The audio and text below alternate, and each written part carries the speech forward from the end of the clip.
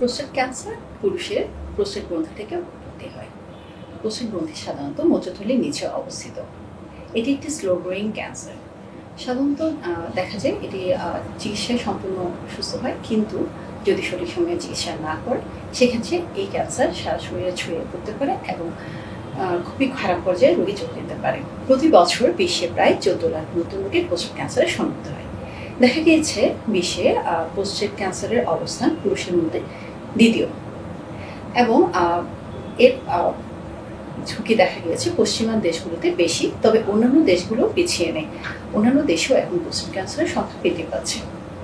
আমাদের বাংলাদেশে প্রোস্টেট ক্যান্সারের তেমন কোনো প্রিভিলেন্স ডাটা পাওয়া যায়নি, কিন্তু দেখা গিয়েছে 2019 সালে এজ স্ট্যান্ডার্ডাইজ ইনসিডেন্স রেট অনুযায়ী প্রতি 100,000-এ 8 জন রোগী প্রোস্টেট ক্যান্সারে আক্রান্ত হয়েছে। এবং 1990 থেকে 2021 সাল পর্যন্ত গবেষণায় দেখা গিয়েছে প্রোস্টেট ক্যান্সারের সংখ্যা প্রায় 107% বৃদ্ধি পেয়েছে, এবং কিন্তু মর্টালিটি প্রায় 11% হ্রাস পেয়েছে। সাধারণত আমরা প্রোস্টেট ক্যান্সারের রিস্ক ফ্যাক্টরগুলোকে দুইভাবে ভাগ করে থাকি: মডিফিয়েবল রিস্ক ফ্যাক্টর, যা কন্ট্রোল করা যাবে, আর নন মডিফিয়েবল রিস্ক ফ্যাক্টর, যা কন্ট্রোল করা সম্ভব নয়। কোন রিস্ক ফ্যাক্টরগুলো কন্ট্রোল করা সম্ভব নয়? যেমন আমরা জানি প্রোস্টেট ক্যান্সার বয়স বাড়ার সাথে সাথে বৃদ্ধি পাবে। এটা ঝুঁকিটি বৃদ্ধি পাবে, যেমন যদি 50 বছর পার হয়ে যায়, 50 বছর বয়সের পর থেকে বয়স বাড়ার সাথে সাথে প্রোস্টেট ক্যান্সার হওয়ার সম্ভাবনা বৃদ্ধি পেতে থাকে। তাছাড়া বংশগত কারণ, যেমন ফার্স্ট ডিগ্রি রিলেটিভ, বাবা ভাই যদি প্রোস্টেট ক্যান্সারে আক্রান্ত থাকে সেক্ষেত্রে প্রোস্টেট ক্যান্সার হওয়ার সম্ভাবনা দ্বিগুণ বেড়ে যায়।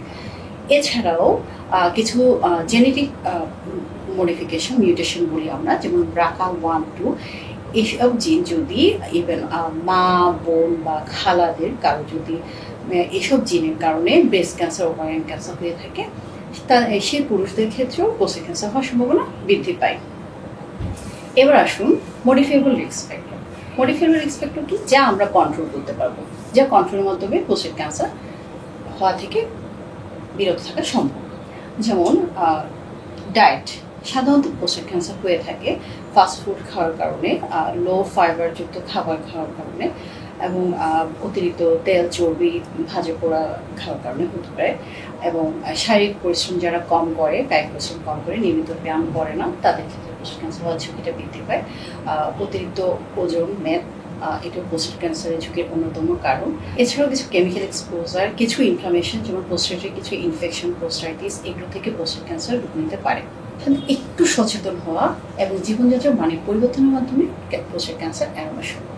যেমন যদি সঠিক সময়ে স্ক্রিনিংয়ে আওতাভুক্ত হয় এবং মডিফিয়েবল রিস্ক ফ্যাক্টরগুলো কন্ট্রোল করা যায়, যেমন যদি অতিরিক্ত ওজন কন্ট্রোল করা যায়, নিয়মিত শারীরিক ব্যায়াম এবং স্বাস্থ্যসম্মত সুষম খাদ্য গ্রহণের মাধ্যমে প্রোস্টেট ক্যান্সার নিয়ন্ত্রণ সম্ভব। প্রোস্টেট ক্যান্সার স্ক্রিনিং টেস্ট সাধারণত দুটি। একটি হলো PSA লেভেল দেখা, আর একটি TRE করা। PSA লেভেল দেখা বলতে এটা একটি ব্লাড টেস্ট, যেখানে প্রোস্টেট স্পেসিফিক অ্যান্টিজেনের লেভেলটা দেখা হয়। এই অ্যান্টিজেনটি একটি প্রোটিন যা প্রোস্টেট গ্রন্থি থেকে নিঃসরণ হয়। আর ডিজিটাল একটা এক্সামিনেশন সাধারণত ফিজিশিয়ান দ্বারা করা হয়ে থাকে। কারা কখন স্ক্রিনিংয়ের আওতাভুক্ত হবে? সাধারণত অ্যাভারেজ রিস্কের পেশেন্ট, অ্যাভারেজ রিস্কের মানুষ প্রোস্টেট ক্যান্সারের স্ক্রিনিংয়ে আওতাভুক্ত হবে 50 বছর বয়সের ঊর্ধ্বে। কিন্তু যারা হাই রিস্কে রয়েছে, হাই রিস্ক বলতে যাদের একজন family, first degree family member prostate ক্যান্সারে আক্রান্ত, অথবা আফ্রিকা ক্যারিবিয়ান অঞ্চলের মানুষ, তারা 45 বছর বয়সে স্ক্রিনিংয়ে অন্তর্ভুক্ত হয়ে যাবে। যারা ভেরি হাই রিস্কের গ্রুপে রয়েছে, যেমন একের অধিক first degree relative family member যদি প্রোস্টেট ক্যান্সারে আক্রান্ত হয়ে থাকে, তাদের ক্ষেত্রে প্রোস্টেট ক্যান্সারের ঝুঁকি অনেক বেশি থাকে, ভেরি হাই রিস্কের মধ্যে পড়ে। তাদের 40 বছর বয়সে প্রোস্টেট ক্যান্সারের স্ক্রিনিংয়ে অন্তর্ভুক্ত হয়ে যাওয়া উচিত। তবে 70 বছর বয়সের পরে আর প্রোস্টেট ক্যান্সার স্ক্রিনিং রিকমেন্ডেড নয়। স্ক্রিনিংয়ের সুবিধা কী? প্রোস্টেট ক্যান্সার স্ক্রিনিংয়ে কেন আপনি আওতাভুক্ত হবেন সঠিক সময়ে? কারণ স্ক্রিনিংয়ের মাধ্যমে যদি আর্লিতে আমরা প্রোস্টেট ক্যান্সার ডিটেক্ট করতে পারি, যদি আর্লি স্টেজে এটি ধরা পড়ে, তাহলে কিন্তু আমরা দ্রুত চিকিৎসা শুরু করতে পারবো, এবং এটি স্টেজ আপ হওয়ার সম্ভাবনা কম, এবং পেশেন্ট সম্পূর্ণ নিরাময় করা সম্ভব। বাংলাদেশেও প্রোস্টেট ক্যান্সার স্ক্রিনিং আসলে ওভাবে লঞ্চ হয়নি, কিন্তু এখন অনেক রোগী নিজ উদ্যোগে নিজ দায়িত্বে ডক্টরের কাছে এসে নিজেরাই প্রোস্টেট ক্যান্সার স্ক্রিনিং আওতাভুক্ত হতে ইন্টারেস্টেড দেখা যায়। আমাদের দেশে প্রোস্টেট ক্যান্সার চিকিৎসার মধ্যে রয়েছে সাধারণত উন্নত বিশ্বে যে চিকিৎসাগুলো রয়েছে সবই আমাদের দেশে অ্যাভেলেবল রয়েছে। যেমন প্রোস্টেট ক্যান্সার চিকিৎসার মধ্যে রয়েছে সার্জারি, রেডিওথেরাপি, প্রয়োজনে কেমোথেরাপি এবং হরমোন থেরাপি।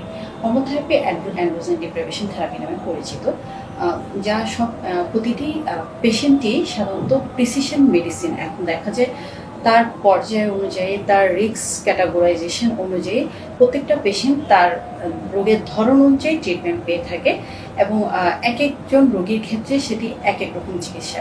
কিন্তু প্রত্যেকটি চিকিৎসাই আমাদের বাংলাদেশে, বিশেষ করে আমাদের চট্টগ্রাম অঞ্চলেও এখন অ্যাভেলেবল রয়েছে।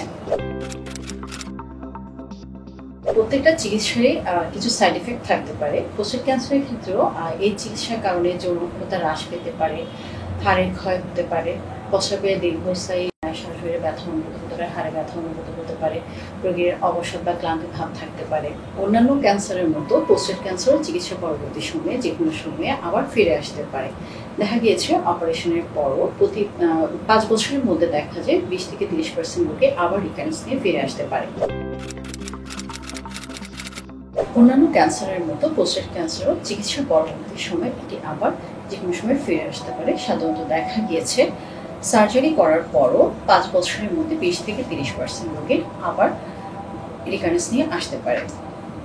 কিভাবে আমরা ফলো আপ করব? সাধারণত ফলো আপ করা হয় PSA test, DRE, digital rectal examination এবং কিছু ইমেজিং টেস্টের মাধ্যমে। কিন্তু বলা হয়ে থাকে প্রতি 6 মাসে একবার পিএসএ টেস্ট এবং প্রতি বছরে একবার ডিজিটাল রেকটাল এক্সামিনেশন টেস্ট এবং প্রয়োজনে বছরে একবার এমআরআই করা যেতে পারে। ফলো আপ সময় আরও কিছু জিনিস দেখা হয়, যেমন চিকিৎসা পরবর্তী সময়ে রোগী এবং রোগীর পরিবারের মেন্টাল রিহেবিলিটেশন প্রয়োজন হয়। তাই রোগীকে একটা সার্ভাইভারশিপ কেয়ার প্ল্যান দিয়ে দেওয়া উচিত। এটি সাধারণত রোগী চিকিৎসকের কাছ থেকেই গ্রহণ করবে এবং তার মনোবিজ্ঞান বিশেষজ্ঞের সাথে বা পুষ্টিবিদের সাথে আলোচনায় বসা উচিত এবং একটি তার আগের জীবনে যাতে সে ফিরে যেতে পারে, ক্যান্সার পরবর্তী সে যাতে আর ট্রমা থেকে উঠে আসতে পারে, এই জন্য তার মেন্টাল, ফিজিক্যাল এবং স্পিরিচুয়াল রিহেবিলিটেশনও দরকার হয়। এসবও কিন্তু ফলো আপের সময় একটু ডক্টর যদি পেশেন্টকে বিস্তারিত বলে দেয়, পেশেন্টের জন্য বেটার হয় আমার মনে করি।